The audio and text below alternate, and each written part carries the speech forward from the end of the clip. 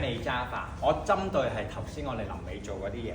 咁咧，我建議你都用呢個咧作為一個熱身先。咁啊，1、2、3、4、5、6、7、8、9、0啦，係咪？跟住你再埋啲啦，再埋啲啦，再埋啲啦。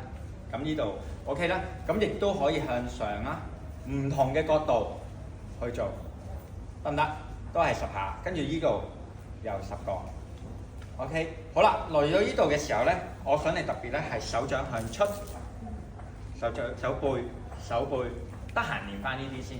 得唔得？呢啲咧係你嘅靈活度嘅嘢嚟嘅。OK， 好，接住呢一隻手捉住就掂住大髀，呢度係勾喺 pat pat 下面嘅。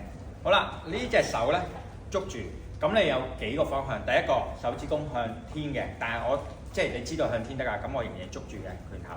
好啦，咁我嚟呢度1、2、3、4、5、6、7、8、9、0。OK， 咁我就計你16格，得唔得？1、2、3、4、5、6、7、8、9、2，1、2、3、4、5、7、8、9、3，1、2、3、4、5、7、8、9、4，1、2、3、4、5、7、8、9、5，跟住翻轉頭啦，到呢一邊啦。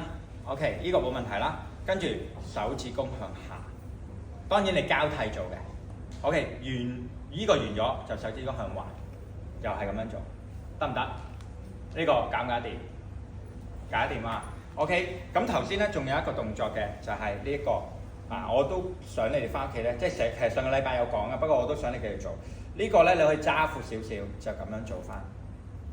如果你可以嘅話，做到嚟呢個位就最好嘅，得唔得？你見我另一隻手好固定嘅，好啦，左邊右邊做完，你可以揸啱闊少少，即係頭先一開始熱身嘅動作，你就做翻呢個。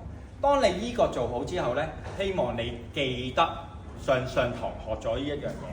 你應該好有能力做到呢個係冇問題嘅，就唔會呢啲咁古怪嘅嘢啦，得唔得？O 唔 OK 先